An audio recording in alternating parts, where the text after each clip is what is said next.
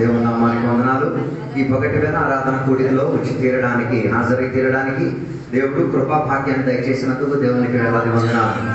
ప్రత్యేకంగా చాలా ఆనందంగా ఉన్నది. మన మనుషులు ఆనంద్ గారు అదే రీతిగా రవి అయ్య గారు కూడా చాలా సంవత్సరాల తర్వాత, ఒక సంవత్సరం అయితే అయిపోయిన తర్వాత కొత్త మందిరంలోకి రావడానికి దేవుడు సహాయపరిచినందుకు దేవునికి నేను వందనాలు తెలియజేస్తున్నాను. అదే రీతిగా కొత్తగా వచ్చిన ఇద్దరు ఉన్నారు. ఏం పేరు? అశోక్, సునీత, తరుణ్. ఓకే, ఆ ముగ్గురు బిడ్డల కొరకు ఒకసారి గట్టిగా చప్పట్లు పెట్టి పాప పేరు భార్గవి. ఓకే, ఆ పిల్లలందరూ బట్టి దేవునికి స్తోత్రం. ఈ పగటి వేళ దేవుని యొక్క సన్నిధిలో ఉండి తీరడానికి దేవుడు సహాయం చేసినందుకు దేవునికి వేలాది వందనాలు. ప్రత్యేకంగా ఒక ప్రార్థన విషయం, గత యొక్క వారం అధికంగా మనల్ని వేదన పరుస్తున్నది. మన సంఘముకు వచ్చేసిన రాజు చాందిని వాళ్ళ అబ్బాయికి సీరియస్ గా ఉన్న ఒక స్థితిగతి ఉంది. కానీ ఒక విషయం ఉంది, మనం సేవించిన దేవుడు యెహోవా, ఆరోగ్యం ఇచ్చుకోగలిగిన దేవుడు, స్వస్థతను ఇచ్చుకోగలిగిన దేవుడు. ఆయన లోకంలో ఉన్న వైద్యుడు కన్నా శ్రేష్ఠ వైద్యుడు. ఈ సమయంలో వాళ్ళకి ఏం కావాలి? ఆత్మీయంగా బలపరిచే అనుబంధం కావాలి. దేవుని గురించి దురగత వారి జీవితాన్ని ఏం చేయవచ్చు? గొప్ప అద్భుతాలను చేసి తీరవచ్చు. డాక్టర్లు చెప్పేది అది రేర్ కండిషన్, కానీ ఏ రేర్ కండిషన్ అయినా ఆయన క్రియేటర్ కాబట్టి, ఆయన సృష్టికర్త కాబట్టి ముడితే చాలు మార్పు జరిగింది. చెప్పినమాట, ఏసై ముడితే స్వస్థత ఉన్నది, ఏసై పలికితే స్వస్థత ఉన్నది, ఏసై దగ్గరికి వెళ్తే స్వస్థత ఉన్నది, ఏసై ఆజ్ఞాపిస్తే స్వస్థత ఉన్నది. ఈ పగటి వేళ మనం అందరం కలిసి ఆ బిడ్డ కొరకు ప్రార్థన లేదా దేవుడు అద్భుతాలతో సాక్ష్యంతో దేవుడు తీసుకొచ్చి సంఘంలో ఉన్న సంఘ బిడ్డలు రోగిగా ఉన్నప్పుడు మనం వారి కొరకు ప్రార్థన చేసేయడానికి ఏమై ఉండి తీరాలి, బాధ్యతలు అయి తీరాలి. దేవుడు ఆ కుటుంబాన్ని దీవించి తీరునుగా. ఒక నిమిషం కళ్ళు వస్తున్న ఆ కుటుంబం కోసం మనం ప్రార్థన చేద్దాం. పరిశుద్ధ మహోన్నత దేవానికి వందనాలు తెలియవస్తున్నాం. దేవా, నీవు ఆరోగ్యకర్త అయిన దేవుడు. దేవా, వైద్య శాస్త్రములు అన్నింటి కూడా కిటిగా తీసే రాసుకోగలిగిన మేము అబ్బాయి కోసం ప్రార్థన చేస్తున్నాం. తన శరీరములో దేవా ఏసయ్య రక్తం ప్రవహించబడి తీరును గాక, ఏసయ్య ప్రాణం ప్రవహించబడి తీరును గాక. ఆయన దేవునికి ఉన్నవాడు, ఆయన దేవుని సంపాది, దేవుని యొక్క సొత్తు. దేవా తండ్రి, కుమార, పరిశుద్ధాత్మ నామమున దేవా శరీరం మేము అడిగి తీరుతున్నాం. దేవా రోగశక్తులు క్యాన్సర్ అయితే తీరును గాక. పూర్తి ఆరోగ్యముతో, స్వస్థతతో, క్షేమముతో దేవా నీ సన్నిధిలో వచ్చి దేవునికి గణపతి తీరేతగా సహాయం దయచేయండి. ఆర్థిక విషయాల్లో ఇబ్బందులు పడుతున్నారు, అందులో కూడా క్రోధ తెరవబడి తీరును గాక. రుణమాఫీ చేయగలిగిన దేవుడిది. దేవా సదుపాయాలు, దేవ క్షాపనట్లో దేవ నాణ్యం పెట్టేసి దేవ పన్నుడు కట్టుకోగలిగిన గొప్ప దేవుడిది. ఈ పగటి వేళ కుటుంబం పట్ల అద్భుతం చేసినందుకు స్తోత్రం. యేసు నామములో అడిగి వేడుకున్న ప్రభువు తండ్రి, ఆమేన్. ఈరోజు మనం చదివిన అధ్యాయంలోకి మనం ద్వితీయోపదేశకాండం 5వ అధ్యాయంలో దేవుడు ఇశ్రాయేలు ప్రజలకు ఇచ్చిన 10 ఆజ్ఞల గురించి రాయబడినట్టుగా మనకి కనబడుతున్నది. ఆ 10 ఆజ్ఞలు దేవుడు చెప్పేటప్పుడు ఇశ్రాయేలు ప్రజలతో మోషే మాట్లాడుతున్నప్పుడు జరుగుతున్న ఒక 3 మాటలు ఉన్నాయి. అది చెప్పి నేను దేవుని యొక్క సన్నిధిలో కూర్చోవాలనుకోలేదు. కానీ మొదటి వచనంలో చెప్పుచున్న ఒక మాట మనం చూడగలిగితే, ఇశ్రాయేలు ప్రజలతో దేవుడు చెప్పుచున్న 3 మాటలు. ఒకటి, దేవుని యొక్క వాక్యాన్ని ఏం చేయాలి? వినాలి. అందుకే మన వినికిడిలో దేవుని కారణం వస్తే ఈ వినికిడిలోనే సాతాను ఒక కాలంలో ఏం చేసింది? కుటుంబాన్ని నాశనం చేసింది. ఏం విన్నది? అవ్వ విన్నది. ఏం విన్నది? దేవుడి శబ్దం వినలే, సాతాను యొక్క శబ్దం విన్నది. సాతాను చెప్పిన ప్రభావాన్ని విన్నది కాబట్టి మన వినికిడి ఏమైపోయింది? మన్నత చెందే విధానంగా మారింది. అందుకే ప్రకటన గ్రంథం మనకి బోధించేది చెవి గలవారు. అంటే దాని అర్థం దేవుడి బిడ్డకి చెవులు లేవా? ఉన్నాయి, కానీ మా చెవి ఏమొచ్చేసింది? మన్నత వచ్చేసింది. కారణం సాతాను చెవులోనే. అందుకే కర్ణపిశాచం అంటారు. విన్నారు ఎప్పుడైనా? మాంత్రికులు వచ్చి ఎక్కడ చెప్తారు? పిల్లలు పుట్టేటప్పుడు కొందరు కూడా అలాగే శివుల దగ్గరికి, కానీ శివుల దగ్గరికి డైరెక్ట్ గా చెప్తే చాలు. పేరు పలికేది డైరెక్ట్ గా, శివు దగ్గర వెళ్తే ఆయనకి మనకి తేడా ఉండదు. మనం సేవించే దేవుడు మాట్లాడిన దేవుడు. ఆయన మన చెవునికి ఏం చేసుకోగలిగిన దేవుడు, తెరవగలిగిన దేవుడు. అందుకే మొదటిగా దేవుని యొక్క వాక్యం మనకి బోధించేది ఏం చేయాలి? వినాలి. దేవుని యొక్క వాక్యం వినేవారిగా ఉండి తీరాలి. అందుకే ద్వితీయోపదేశకాండం 5వ అధ్యాయం మొదటి వచనంలో అందరూ దేవుని యొక్క వాక్యం వినాలి. ఎవరు? మనుషులుగా ఉన్న అందరూ దేవుని మాటను విని తీరాలి. ఇది కేవలం రెడ్డి ఊరు వినడానికి మాత్రం కాదు, కేరళ వినడానికి కాదు, తమిళోలు వినడానికి కాదు. సకల వ్యాప్తిగా, ప్రపంచ వ్యాప్తిగా ఉన్న మనుషులు అందరూ ఏం చేయాలి? దేవుని యొక్క వాక్యం విని తీరాలి. కారణం ఏంటిది? మన పూర్వీకుడైన ఆదాము త్రోవలకు ఎవరి శబ్దం వినబడి తీరింది? సాతాను యొక్క చెప్పుడు, సాతాను యొక్క పద్ధతులు వినబడి తీరింది కాబట్టి, మందత వ్యాపరించి తీరింది కాబట్టి అందరూ ఏం చేయాలి? దేవుని యొక్క వాక్యాన్ని వినేటట్టుగా ఉండి తీరాలి. అందుకే యెహోషువ గ్రంథం 8:35 చెప్తున్న మాట, రాజుల దగ్గర నుంచి ప్రారంభించి పసిపిల్లల వరకు ఏం చేయాలి? దేవుని యొక్క వాక్య లేఖనాలు విని తీరాలి. అర్థం దీనికి క్రైటీరియా లేదు. నువ్వు రాజు కావచ్చు, నిన్న పుట్టిన శిశువు కావచ్చు, ఏం చేయాలి? దేవుని యొక్క వాక్యం విని తీరాలి. అందుకే కదా యేసయ్య చెప్పిన, నువ్వు కానీ శుద్ధించకపోతే ఈ పసిబిడ్డలు, ఏ పసిబిడ్డలు? పాలు ఉన్న పసిబిడ్డలు లేవి ఏం చేస్తారు? దేవునికి శుద్ధించే స్థితిగత ఉన్నదని బయలుదేరుతున్నది. నువ్వు కానీ దేవుని యొక్క వాక్యం ఆలకించలేకపోతే రాజు రెడీగా ఉన్నాయి దేని కోసం? దేవుని యొక్క వాక్యాన్ని ఆలకించుకు తీరడానికి. అందుకే రాజులైనా పర్వాలేదు, నువ్వు రాజైనా, మంత్రి అయినా, ముఖ్యమంత్రి అయినా, సిద్ధ మంత్రి అయినా, ఊరిలోని ఎమ్మెల్యే అయినా ఏం చేయాలి? దేవుని యొక్క వాక్యం విని తీరాలి. దానికి ఏం లేదు, పేదకత ఏం లేదు. అందుకే వాక్యం ప్రకటించే సువార్తకి వెళ్ళే దేనికి? ప్రజలు వినాలి. అందుకే కదా మత్తయి సువార్త 20 లోకం అంతటికి వెళ్ళి సకల మానవులకు, సకల ప్రజలకు ఏం చేయమన్నారు? సందేశం అందించు. ఎందుకు? ఏ సందేశం సాతాను అందించి ప్రజలు మోసపోయారు? మంచి సందేశం అంది. అందుకే బైబిల్ సువార్తని గుడ్ న్యూస్ అంటారు, శుభ సందేశం అంటారు. దాని అర్థం బ్యాడ్ న్యూస్ ఒక ప్రత్యేకత ఉంది. మనం చెప్పక్కల వెళ్ళిపోతుంది. గుడ్ న్యూస్ అంత త్వరగా అర్థం కాలేదు.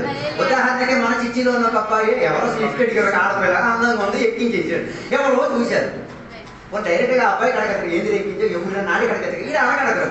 ఈ ఆడి కడగకుండా వీళ్ళు ఏం చేస్తారు? ఏదో సెటప్ ఉంది, ఎందుకు ఈడేమో ఇంకొకటి చెప్తారు, ఆడేమో ఇంకొకటి. అవతల వారు వీడు చర్చికి వచ్చిన వీడి సతమతం అయిపోతారు. ఆ అమ్మాయికి ఏ సంబంధం ఉండదు. అర్థం ఆడి మనసులో కల్లా కావటం ఏమీ లేదు. అవతల మనిషి ఏం చేశారు? చెడవార్తను ఏం చేశారు? తర్వాత వచ్చి ఆయన కొడుతారు, ఎవరు ఆమె, ఇదేదో ఆ రోజే అడగచ్చుగా. అర్థం కాలేదు. అందుకే చెడు వార్తకి ఏముంది? వ్యాపారింపు శక్తి ఉంది. కానీ ఆ వ్యాపారింపు శక్తిని మంచి సందేశంలో, మంచి వార్తలతో ఏం చేయాలి? దేవుని యొక్క బిడ్డలు వినిపించుకునే వారిగా చేయాలి.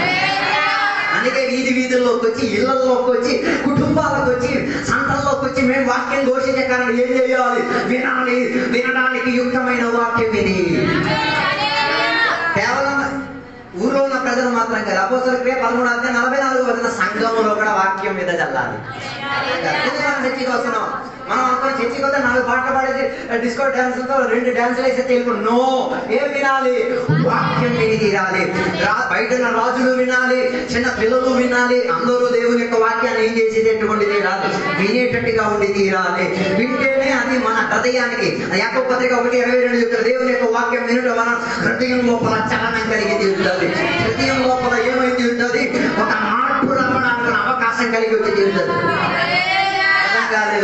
అబ్రహాము గురించి బైబిల్ చెప్తున్న మాట, ఆయన తేజోమయుడైన దేవుడు ఆయన దగ్గరికి వచ్చి, అబ్రహాము లేదు, నేను నీకు చూపించే దేశం వైపు ప్రయాణం చెయ్యమని చెప్పిన వెంటనే తన హృదయం లోపల నిర్ణయాలు మారింది. అప్పటి వరకు ఆయనకు మంచి వ్యాపారం ఒకటి ఉండేది. ఏం వ్యాపారము?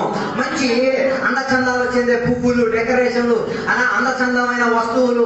ఆ చరిత్ర చెప్తున్నది, ఆయన అనేక రీతి కలిగిన విగ్రహాలను ఏం చేసేవాడు? తయారు చేసి అమ్మేసేవాడు అని చెప్పారు. పోనీ అన్ని విషయం కాదు, ఆయన ఇంట్లో పెద్ద గౌరవం ఉండేది. కానీ తేజోమయుడైన దేవుడు మాట్లాడేసరికి హృదయం మారింది. అర్థం కాలేదు.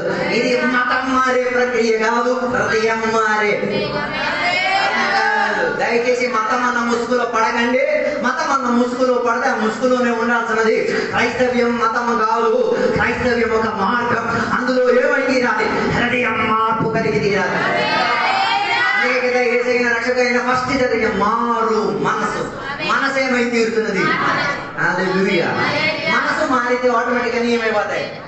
నిన్న పోయిన వారం ఒక మంచి ఉదాహరణ, ఒక పందిని, ఒక గొర్రెని ఏం చేసుకున్నారు? తీసుకొచ్చారు. పందికి ఉన్న స్వభావం ఏటికి పడితే వాటిలో ఏం చేసేది? గొర్రెసి మాస్తగా నలుపోయి వచ్చేది. కానీ గొర్రె అలా కాదు. అది ఏమై ఉంటది? తన శరీరాన్ని శుభ్రపరచుకోండి, దానికి మెరుపు కలిగి ఉన్న ప్రాంతంలో మాత్రమే అది తిరిగి తీరేది. దాని బైబిల్ సెలవిచ్చిన మాట, వీరి హృదయాలు ఏమై తీరింది? రీసర్జరీ అయి తీరింది. చర్చికి వచ్చిన వాళ్ళ హృదయం రీసర్జరీ కాలేకపోతే ఇక్కడ అన్ని మీకు కట్టదిడ్డంగానే ఉంటాయి. అర్థం కాలేదు.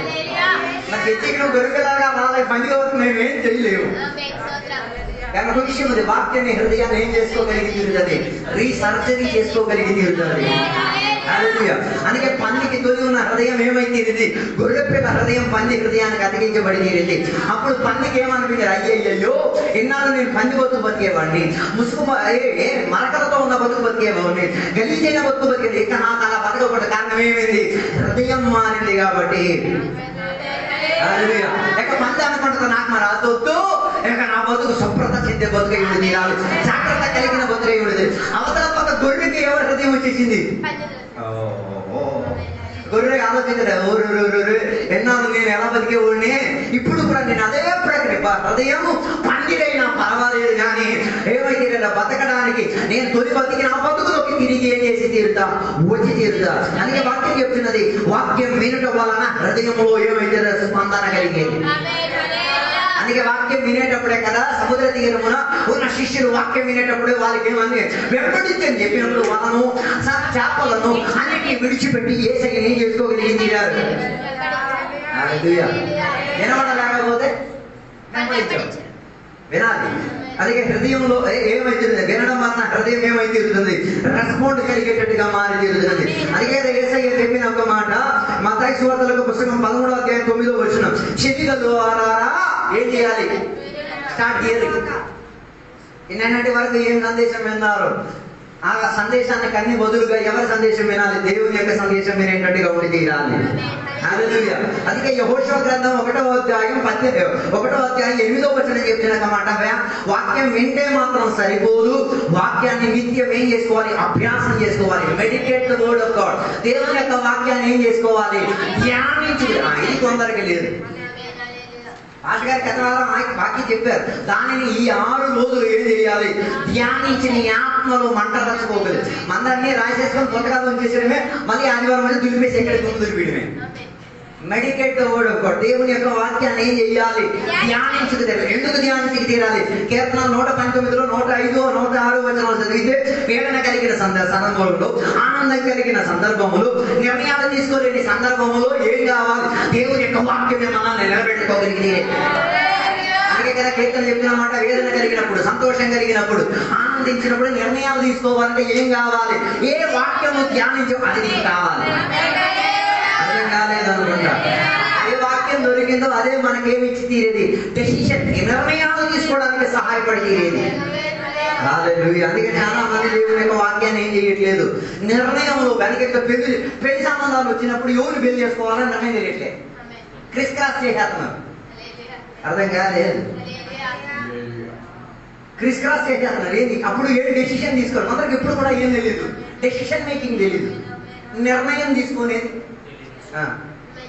అది ఉన్నారన్నా, నువ్వు రక్షణ పొందడానికి, నువ్వు బాప్తిజం పొందడానికి, నువ్వు సంఘానికి వెళ్ళడానికి మీ అమ్మ నాన్నకి ఏం చేయాల్సిన అక్కర్లేదు, అడిగి వాళ్ళు పర్మిషన్. నువ్వు పాపం చేయడానికి అడగలేనప్పుడు నీతి చేయడానికి ఇది కొడుతావు. అర్థం కాలేదు. దొంగ వ్యాపారాలు చేయనప్పుడు ఎవడికి చెప్పడు, మంచి కార్యం చేసినప్పుడు ఈ జన్మలో వచ్చి ఏం చేయడు, బాప్తిజము పొందడు, ఈ జన్మలో తెచ్చి కూడా రాడు. కారణం ఏంటిది, ఎవరో తీర్మానం. అర్థం కాలేదు. అందుకే కొందరి అమ్మ నాన్నలే పిల్లలు తీర్మానం తీసుకునేది. అర్థం కాలేదు. ఎందుకు ఇప్పుడు ప్రేమ పెళ్ళిళ్ళు అధికమైంది, లేదు, అమ్మా నాన్నలు వారి నిర్ణయంతో పిల్లల్ని రుద్దేస్తున్నారు. వాళ్ళే క్రైటీరియాతో 10 తులాలు బంగారం, 8 ఇల్లులు, 4 బళ్ళు, ఈ క్రైటీరియాతో వీడికి ఏం చేసేది, ఆడలేదు నాకు ఒక అమ్మాయి కావాలా, నాతో కలిసి ఏం చేయాలి, 60 సంవత్సరం జీవించి తీరాలి, అది ఆడి ఉద్దేశం. ఈయనేమో అది ఈడేం చేస్తారు, ఆమె అత్యాచారం చేశారు, వీడు ప్రేమించి ఏం చేస్తారు, పెళ్లి చేస్తారు. హలో, నాతో స్టార్ట్ లెర్నింగ్ మేకింగ్ డెసిషన్స్. వాక్యం వినడం వలన నిర్ణయాలు తీసుకోవడం తెలుసుకోగలిగి జీవితం. అర్థం కాలేదు అనుకుంటా. ఎప్పుడు ఏ సందర్భంలో ఏ నిర్ణయం తీసుకోవాలో కొందరికి అర్థం కావట్లేదు. డెసిషన్ మేకింగ్ అన్నది కొందరికి ఏం కావట్లేదు. డెసిషన్ మేకింగ్ చేయలేకపోతే పిల్లలు అడ్డదిద్దంగా బతుకుతారు. అర్థం కాలేదు. ఉన్నారా నాతో కలిసి నిర్ణయం తీసుకోవడం తెలియదు. నేను ఆదివారం చర్చికి వెళ్ళాలా, నిర్ణయం నువ్వు తీసుకోవాలా, నేను పరలోకం వెళ్ళాలా, నేను నీతిగా జీవించాలా, డెసిషన్ నువ్వు తీసుకోవాలా, నేను మారాలా, నువ్వు నిర్ణయం తీసుకు తీరాలా, నేను పడుకోవాలా, నువ్వు నిర్ణయం తీసుకో. నిర్ణయం తీసుకోలేకపోతే ఎప్పుడు అరువు బతికే. అరువు బతుకు ఒక ప్రత్యేకత ఏంటి, అన్నిటికీ ఎవడో ఒకడు కావాలి నేను ఎత్తి పెట్టడానికి. అర్థం కాలేదు. అందుకే వాక్యం ధ్యానిస్తే వాక్యం నీకు నిర్ణయాలు తీసుకోవడానికి సహాయపడి చెబుతుంది. అర్థం కాలేదు అనుకుంటా. వాక్యం వినడం వలన ఏమో ధ్యానిస్తాం. ధ్యానించడం వలన ఏ పరిస్థితుల్లో మిమ్మల్ని పడేసినా ఆ వాక్య ధ్యానం నేను ఏం చేసుకో తీరగలిగితే నిర్ణయం తీసుకోవడానికి. ఉదాహరణకి పద్మోస్ దీపులో ప్రకటన గ్రంథం చదివితే పద్మోస్ దీపులో అయ్యగారు ఎన్ని సంవత్సరాలు ఉన్నాయో సుమారు 102 నుంచి 108 సంవత్సరాలు ఉన్న ముసలోడు. ఆయనకి ఏం చేశారు? ఒక్క బట్టలతో ఎక్కడికి పంపించారు? సముద్రం దాటి అవతల ఏకాంత ప్రదేశంలో ఎక్కడ ఎముకలున్న లోయల్లో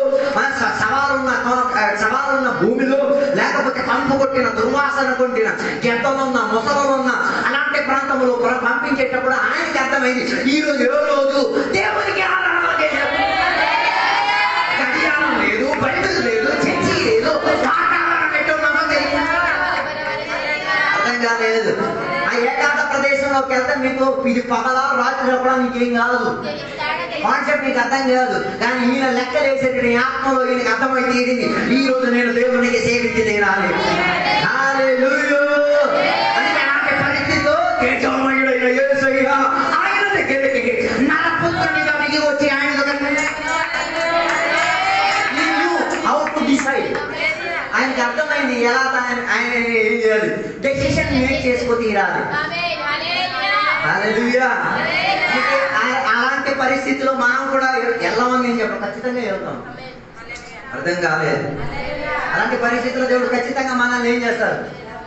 తీసుకెళ్తారు. అందుకే కొందరు ఇప్పుడు చెప్పారు నాకు పెళ్లి ఇప్పుడే వద్దట. దాని అర్థం నీకు పెళ్లి చేసే దాంట్లో డెసిషన్ మేకింగ్ తెలియదు. పెళ్లి వ్యవస్థాపకుడు ఎవరు చెప్పగలుగుతారా? Who is the originator of marriage? God. దేవుడే వివాహాన్ని ఏం చేసింది. దాని అర్థం నీకు దేవుడితో సంబంధం లేదు. అందుకే ఎవరిని ఎంచుకోవాలి ఎవరిని ఎంచుకోకూడదు నీకు తెలియట్లేదు. బాధ్యత తెలుసా? రేపు మాకు కోత వచ్చినా పెళ్లి చేసేస్తాం. అర్థం కాలేదు. ఆదాముకి దేవుడు ఫస్ట్ చేసిన పరీక్ష ఏంటో తెలుసా? వివాహం జరగక ముందు ఆయన ముందుకు ఎవరిని పంపించారు? ఎందుకు జీవ జంతువుని పంపించారు? వై? నిర్ణయం తీసుకోగలుగుతాడో తెలుసుకోవడానికి. కోతి ఆయన ఒకేలాగా కనిపించింది కానీ నో ఇది కోతి ఏది వచ్చింది ఏది పేరు పెట్టేసి పంపించేశారు. గెత్త వచ్చింది గెత్తని పేరు పెట్టేశారు. జంతువులన్నిటికీ పేరు పెట్టేసి పంపించారు. చివరికి దేవుడికి ఎక్సైట్మెంట్ ఇది నిర్ణయం తీసుకోవడానికి అర్హుడు. వీళ్ళంటే దేవుడు వాక్య ధ్యానించిన వాడు కాబట్టి వీటికి తెలుసు జంతువులతో తనకు కాపం చేసేది తన శరీరము తన పోలిక తన రక్తం అపోసుకోవాలి. అందుకే బయట దేవుడు ఆదాముకి గాఢనిద్రనికి పక్కటి ఎముకని తీసి నారిని సృష్టించి కొంత తెరిచి చూసేటప్పుడు ఎవరు చూశాడు? హల్లెలూయా. కన్ను తెరిచి చూసేటప్పుడు దేవుడిని చూశాడు. దేవుని పక్కన ఇంకెవరు? వెంటనే ప్రవచించడం నా రక్తానికి రక్తం, నా శరీరానికి నా శరీరం, నాతో కలిసి జీవి.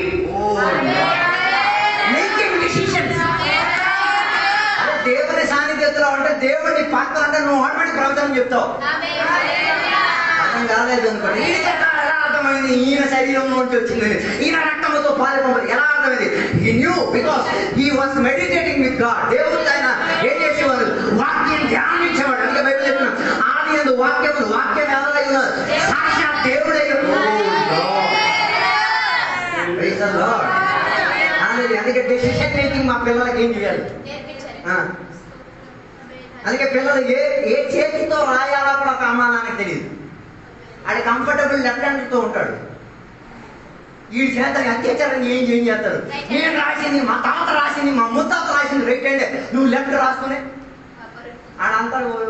నాది ఇది కాదు, నాది లెఫ్ట్ హ్యాండే.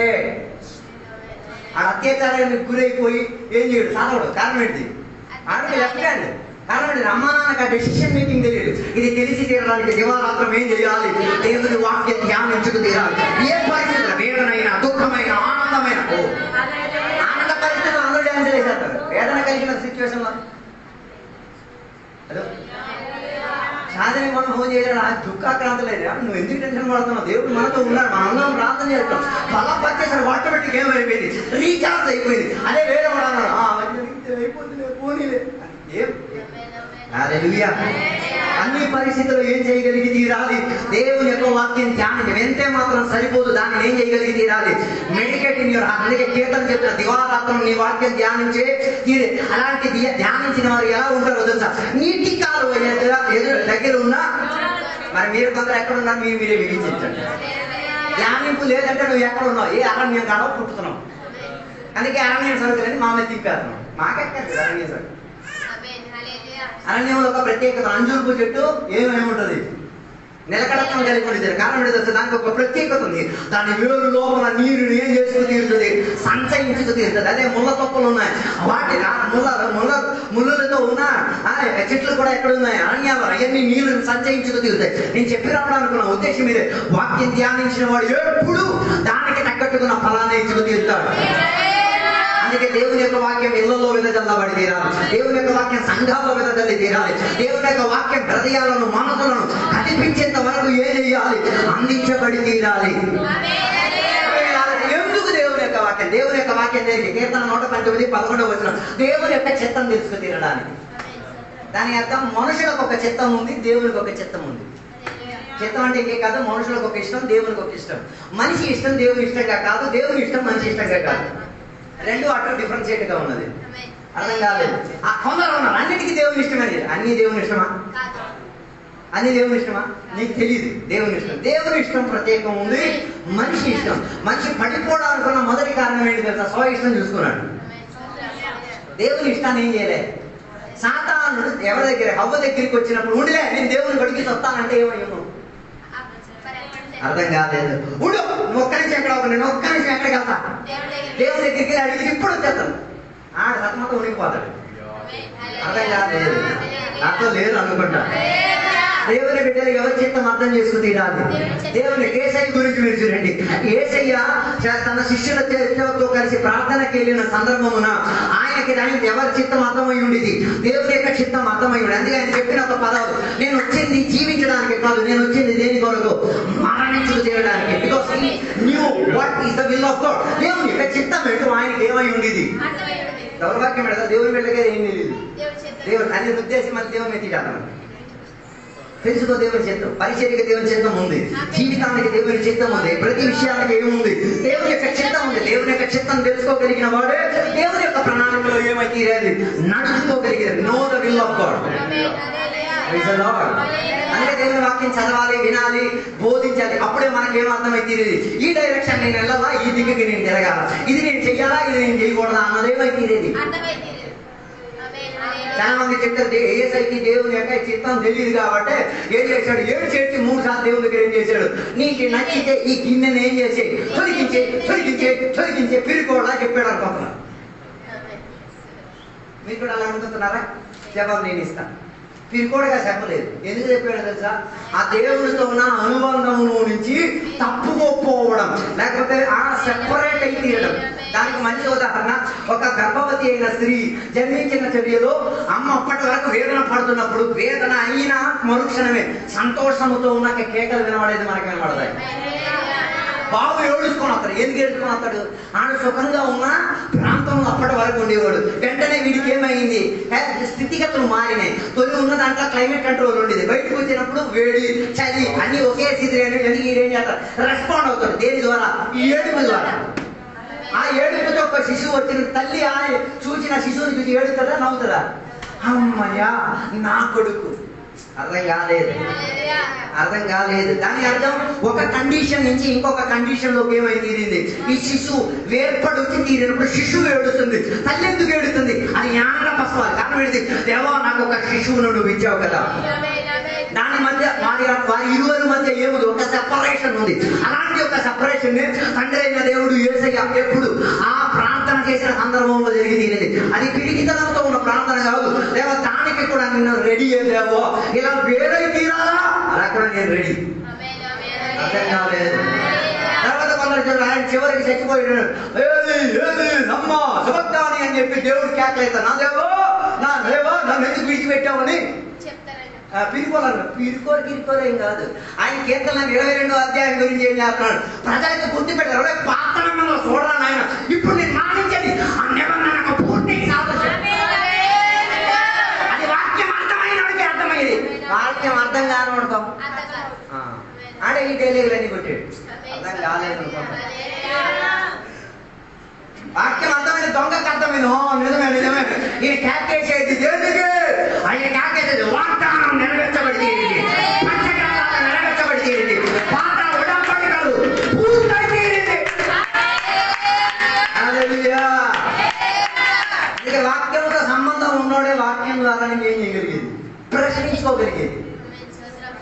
కాలేదు. Who can question through the Bible? వాక్యాల నుంచి ఎవరు ప్రశ్నించుకోగలిగేది? దీని గురించి ఐడియా ఉన్నాడు. ఐడియా లేనోడుకో అన్ని తప్పులే కనబడతాయి. అర్థం కాలేదు.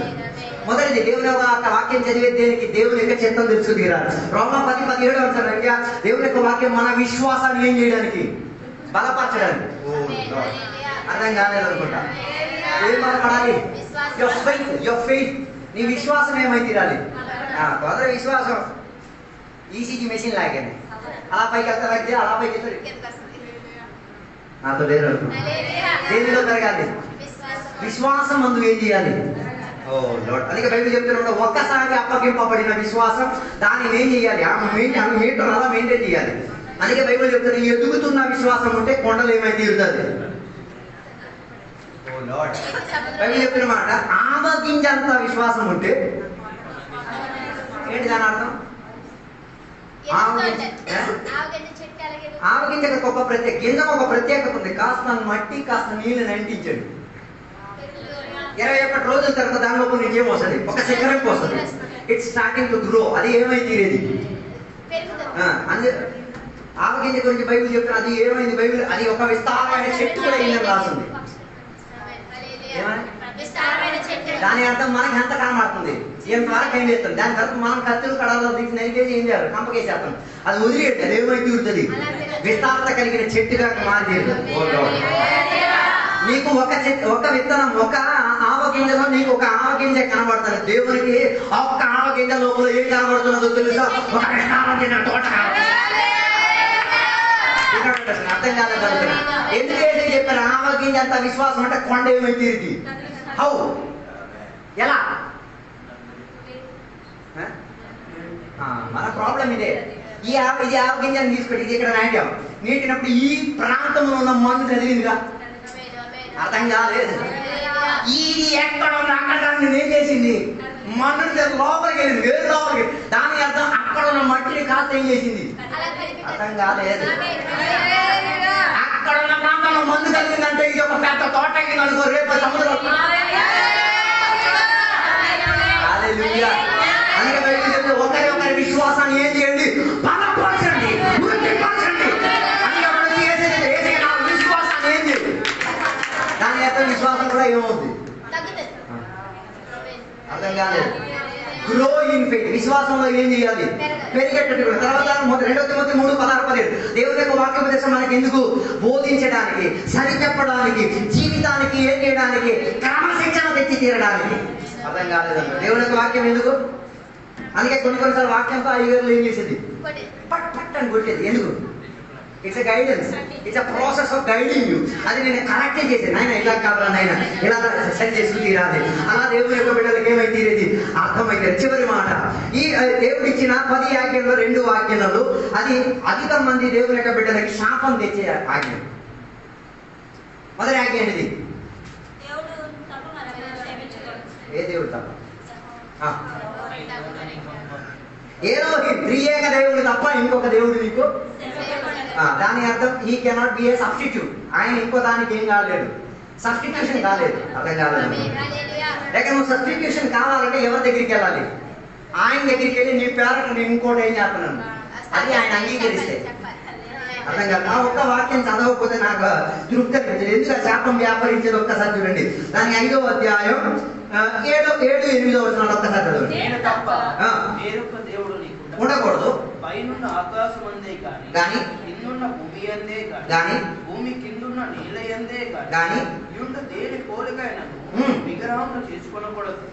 వాటిని నమస్కరింపకూడదు, వాటిని పూజింపకూడదు. నీ దేవుడైన యెహోవాయే నేను రోషం గల దేవుడు. తర్వాత బాగా వినండి. నన్ను ద్వేషించే వారి విషయములో 3-4 తరముల వరకు తండ్రుల దోషములను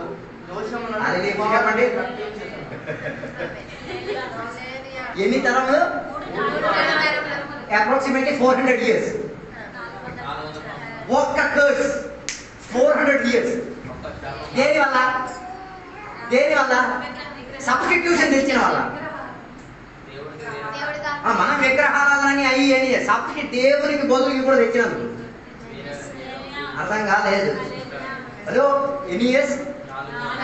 400 years ఎవరిని శిక్షిస్తారు? అన్యాయం చేసిన దేవుడు అనిపించట్లేదా? జనరేషన్ 4 తరాలు 4 జనరేషన్. ఆ తర్వాత ఇంకా కిందకి చదవండి. నా ఆజ్ఞను కైకొన్న వారి విషయములో 1000 తరముల వరకు శాపం వ్యాపారం చేసి చూసారా?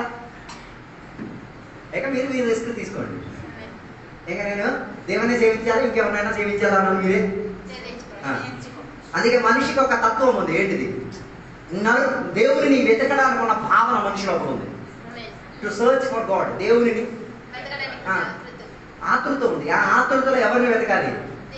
నిజం కలిగిన దేవుని వెతికి తీరాలి. 90% మంది దేవుని వెళ్ళి ఇందులో పడిపోతున్నారు. దేవునికి మించి నువ్వు దేనికి అధికంగా ప్రేమిస్తున్నావు అది నీకేమైపోతుంది? లేదు, విగ్రహంగా మారిపోతుంది. మనం అనుకున్న బొమ్మ తయారు చేస్తే అరే బాబా అది అన్ని సబ్స్టిట్యూషన్ నాయన, అది లాస్ట్ స్టేజ్. ఏది? బొమ్మ తయారు చేసేది. దేవునికి మించి, దేవుని యొక్క విషయాలకి మించి ఏదికి ప్రాధాన్యత ఇచ్చినా దాని అర్థం నువ్వు దేవి విగ్రహాలను చేస్తామని అర్థం అర్థం కాలేదు. అలాగైతే దేవుడు ఎందుకు మన పిల్లలకి దేవుని మాటలు చెప్పేది? ఒరే చెప్పకపోతే ఎన్ని తరాలు నువ్వు అనుభవించాల్సిన పరిస్థితి వస్తుంది. అర్థం కాలేదు అనుకుంటాను. చెప్పకపోతే నేను వీడికి వాక్యం చెప్పలేదు అనుకో, నా మూలంగా ఆడి మీదకి ఏం వస్తాయి? ఎన్ని తరంలో వరకు అడిగి. అందుకే ఆయన ఏం చేస్తుంది? వాక్యం నేర్చుకోరా నాయన, సండే స్కూల్కి రారా బాబు, దేవుని మాట వినరా బాబు, ప్రార్థన చేయరా బాబు, ఇవన్నీ నేర్పించేది. కారణం ఏంటంటే కట్టు ఇరిగి తీరాలి. కానీ అసలు నువ్వు దేవుని నమ్మేసరికి నీ పాత కుల వ్యవస్థ అయితే తప్పలో నుంచి ఉన్న కట్లు ఏమైతుంది? ఒక్క క్షణంలో ఇరిగి మొత్తం ఇరిగి. అర్థం కాలేదు. ఒక్క నిమిషం. యేసయ్య మాత్రమే దేవుడు. దేవుని బ్రహ్మ ఇంకా దేవుడిని నేనేం చేసి తీరను సేవించు. బైబిల్ చెప్పే మాట త్రియేక దేవుడు. ఎవరు దేవుడు? యేసయ్య దేవుడు, పరిశుద్ధాత్మ దేవుడు. అర్థం కాలేదు. దాని అర్థం త్రియేక దేవునితో నీకు విశ్వాసం ఉండి తీరా. అర్థం కాలేదు. మనం ఎవరిని విశ్వసించడు? పరిశుద్ధాత్మను విశ్వసించదు. అర్థం కాలేదు. పరిశుద్ధాత్మతో ఉన్న వరాలు ఏం చేయరు? యాక్టివేట్ చేయరు. పరిశుద్ధాత్మలో ఉన్న కృపావరం ఏం చేయరు?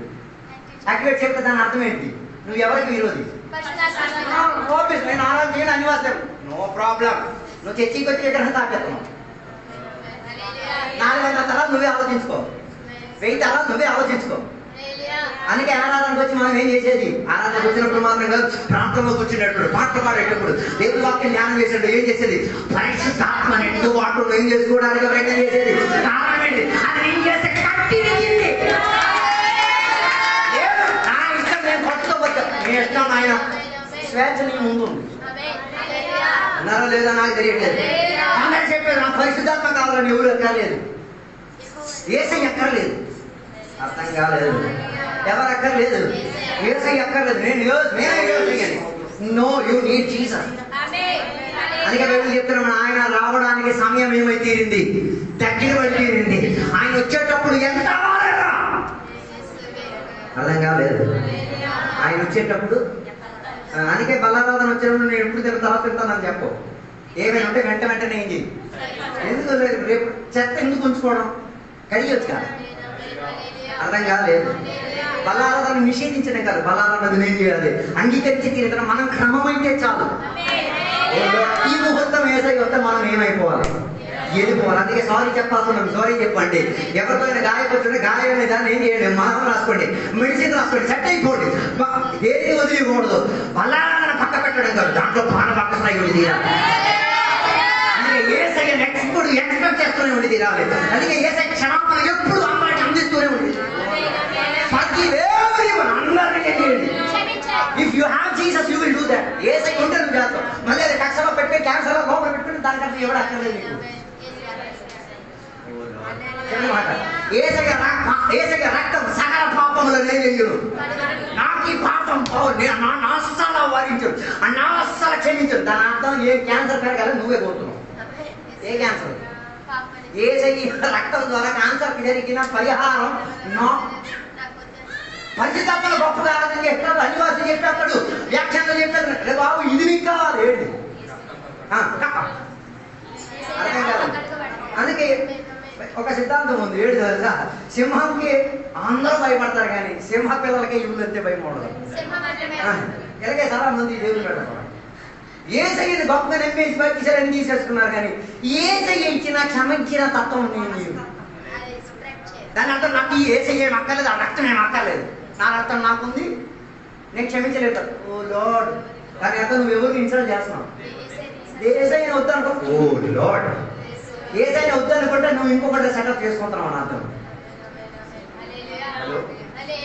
అర్థం కాలేదు అందుకే కొందరికి ఎవరు అక్కర్లేదు, ఏసయ్య అక్కర్లేదు. We need Jesus.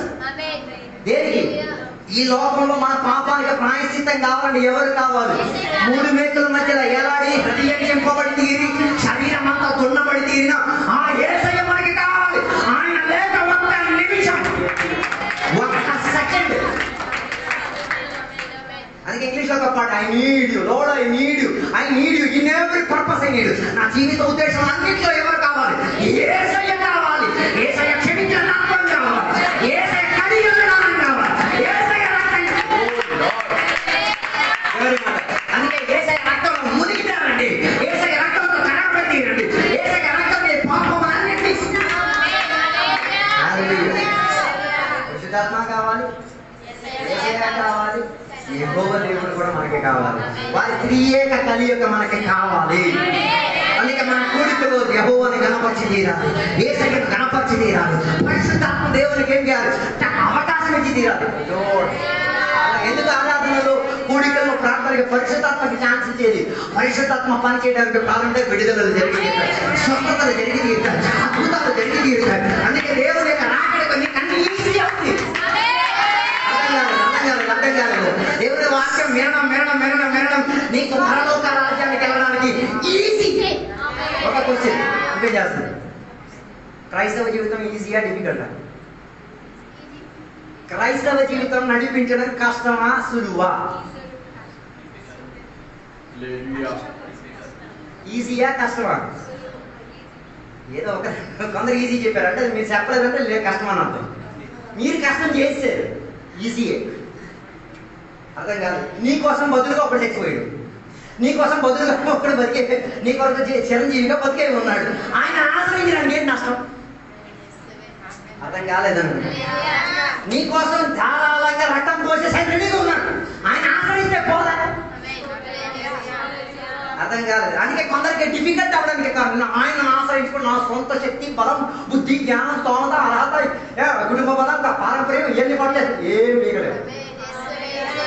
నువ్వే ఏం చేసుకునేది? క్రిటికల్ గా చేసి తీరేది నువ్వు స్వేచ్ఛ. అందుకే కదా ఆయన ప్రయాసపడి భారము ఇక్కడ సమస్త జనులారా కమ్ బ్యాక్ టు జీసస్, ఎవరి దగ్గరికి రావాలి? అందుకే శారీరక క్రియలు అనగా నువ్వు ఎక్కడికి రావాలి? శిలువ వెయ్యబడిన అక్కడికి రావాలి. ఇంటికి చెప్పాలి, దేవా ఇవన్నీ నా శరీరం లోపల ఉన్న క్రియలన్నీ ఇవి నువ్వు చూసుకో, నీ శరీరం నాకు ఇచ్చేసి. అదే కాదనుకుంటా. ఎందుకు శిలువ దగ్గరికి వచ్చేది? శిలువ దగ్గరికి వచ్చిన మోకాలు పడిందా? నో, ఒక ట్రాన్స్ఫర్ జరిగి తీరాలి. నీ శారీరక క్రియ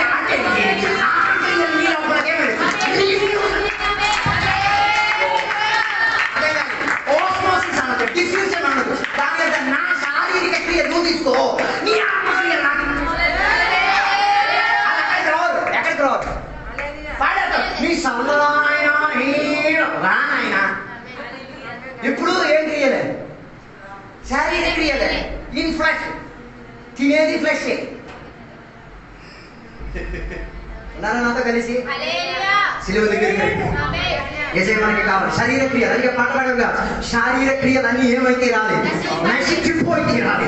ఆత్మక్రియలు నాలోకి వచ్చి తీరగలిగితే క్రైస్తవ జీవితం ఈజీ.